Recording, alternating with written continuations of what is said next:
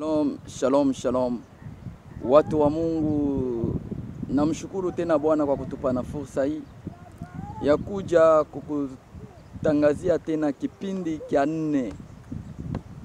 Kipindi ya 3 tuliona utofauti wa mwanadamu na mnyama. Na tukaona kwamba mtu aliumbwa na Mungu. Sasa leo tutaona nini? Huyu mtu Mungu alimuumba ni Adam. Na Adam naye Mungu akamfanya operation. Adam akazaa mtu mwenziwe, ndio anaitwa mwanamke. Mungu alimtoa mwanamke kama siri, ndio maana alimtoa kwenye usingizi.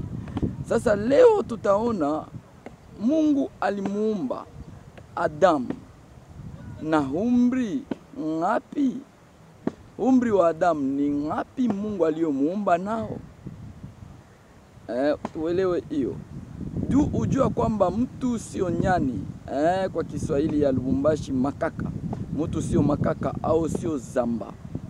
Au bolobo. Mtu sio nyani. Mtu sio pithecanthrope. Wanasayansi uone kwamba walidanganya. Asa kama walisema mtu wa kwanza ni nyani, aliumbwa na umri ngapi? Tuone umri wa Adam. Utapata umri wa Adam kwenye kitabu cha Wakorinto 15 mstari wa Korinto wa kwanza 15 mstari 45. Utaona kule Adamu wa kwanza alikuwa mtu hai. Adamu wa pili ndio akawa uzima. Na huyu Adamu wa pili ndio Yesu Kristo aliyeanza kazi yake. Yesu Kristo aliyeanza kazi yake na miaka 30. Alikuja kama mtu wa leo, kisha kuja kama mtu wa leo na akabadilishwa, akaanza kazi yake na miaka 30. Na hiyo miaka 30 ndio miaka Mungu aliyoumba nayo Adam. Kwa nini Mungu alimuumba Adam na miaka 30?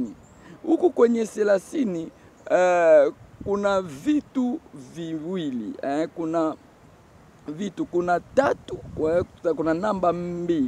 Kuna 3, kuna 0. Hiyo 0 ukifanya 3 jumulisha 0 utapata 3. Moja kwa moja hiyo 3 maana yake ni uzima. Kwa sababu namba 1 ni Mungu peke yake, namba 2 ni Mungu mwana tena ushindi, namba 3 ni uzima. Namba 3 ni uzima. Na ndio maana Mungu wakati alimuumba Adam alimupa na umri ule umehesabika. Kwa sababu ni Mungu mwenye alianza hesabu, sio wanasayansi Cartesien matematika. Yote hesabu ilianza kwa Mungu mwenye, ndio alianza hesabu. Aliumba siku ya kwanza, ya pili, ya tatu, ya nne, ya tano, ya sita, ya saba. Mungu ndio aliumba hivi vyote. Na ndio Mungu akampa umri wa miaka 30.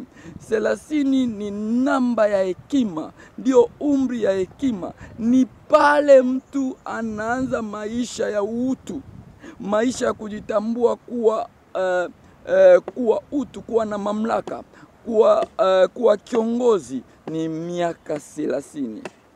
Miaka 30. Na ndio maana kama una miaka 30, nyani yeye aliumba na miaka mingapi? Na nyani huyu makaka aliumba na miaka mingapi? Na makaka ule atakuwa kiongozi vipi? Ujua kwamba wanasayansi walidanganya na uache kudanganya. Wasiaminishe watoto shuleni ya kwamba mtu alitoka kwenye pithecanthrope kwa nyani. Wasiaminishe chuoni, wasiaminishe na walimu wote, serikali zote duniani. Nisikieni. kuanza upya. Wanasayansi wanadanganya wengi, sasa ni mambo ya kubadilisha. Mungu abadilishi. Leo na ubadilike. Uchukue miaka 30, miaka ya hekima. Chukua miaka 30, nenda nayo. Usiwe kama mtu mzee lakini mtoto. Usiwe mzee wa mvu lakini mtoto. Uwe na miaka 30 Mungu aliyokuumba nayo. Yesu Kristo alikuja kurudishia miaka 30 ya rohoni. Leo pokea hiyo miaka 30.